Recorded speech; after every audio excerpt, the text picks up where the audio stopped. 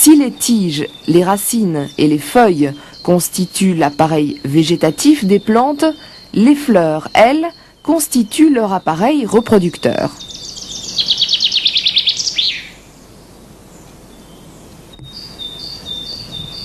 Une fleur typique se reconnaît de loin à ses pétales, qui sont souvent les pièces florales qui attirent le plus le regard. Nous avons choisi comme exemple la fleur du cerisier. Sous ces 5 pétales blancs, on peut découvrir 5 petites lames vertes, les sépales. À l'intérieur de la fleur se dresse en position centrale le pistil entouré de plusieurs étamines. Le pistil correspond à la partie femelle de la fleur. Il comporte à sa base un ovaire renflé contenant un ovule, le stigmate.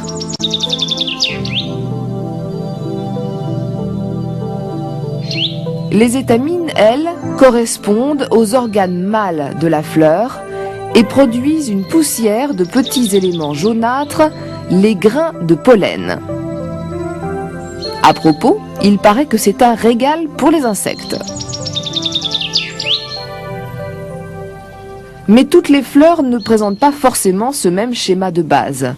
Chez certaines, comme la tulipe, sépales et pétales sont quasiment identiques et se confondent.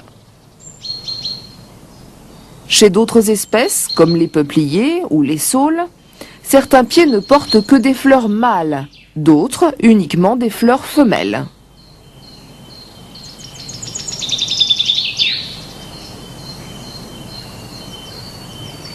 D'autres espèces encore fabriquent des fleurs tellement discrètes que l'on croirait qu'elles ne fleurissent jamais.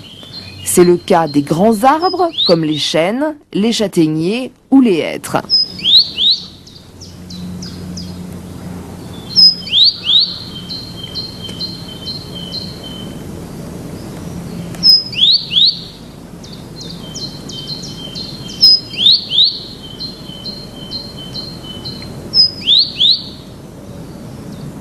Les herbes, elles aussi, font preuve d'une remarquable discrétion dans ce domaine.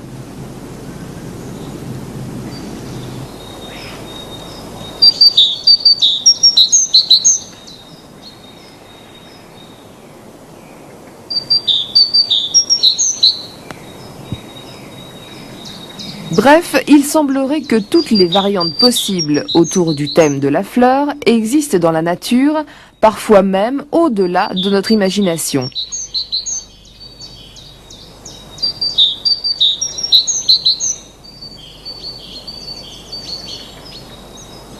Cependant, les fleurs sont éphémères.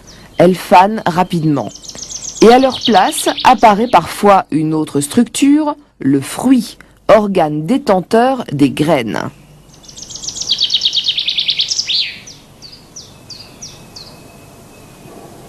Mais bien avant que le fruit se forme, un certain nombre d'étapes importantes auront dû se réaliser.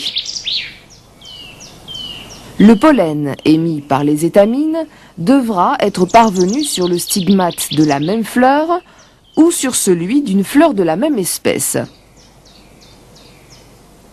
Là, le problème se corse, car les grains de pollen n'ont pas les moyens de se véhiculer eux-mêmes sur le stigmate.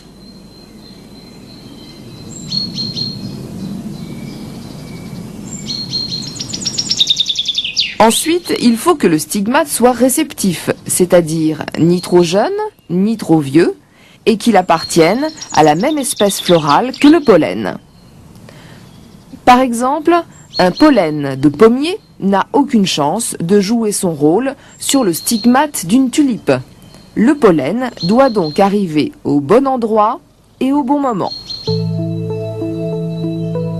Mais alors, comment les grains de pollen trouvent-ils le moyen de rejoindre le bon pistil ?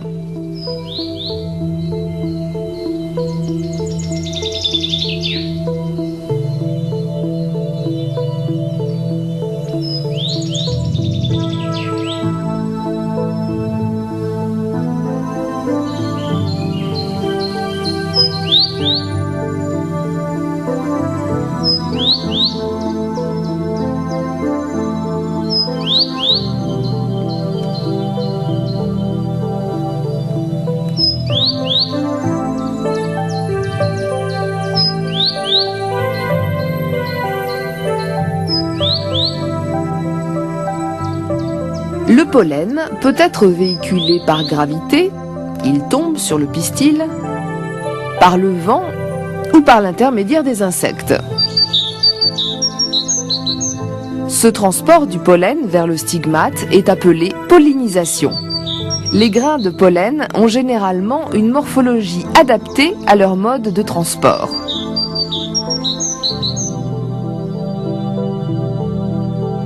Les pollens disséminés par le vent sont petits et légers et produits en très grand nombre.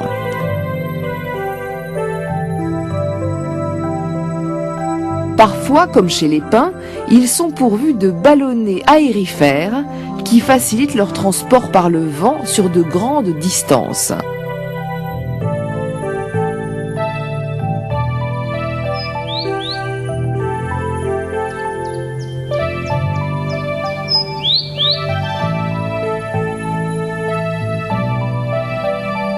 Les fleurs qui produisent ces types de pollen ont, elles aussi, une morphologie adéquate.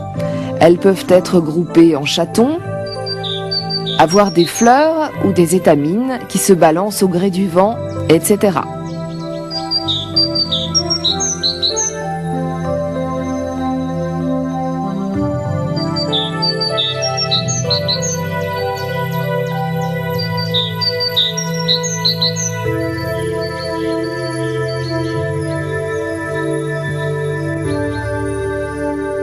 Les pollens disséminés par les insectes sont généralement plus gros, plus ou moins collants ou pourvus d'ornementation qui leur permettent de s'accrocher facilement aux poils des insectes.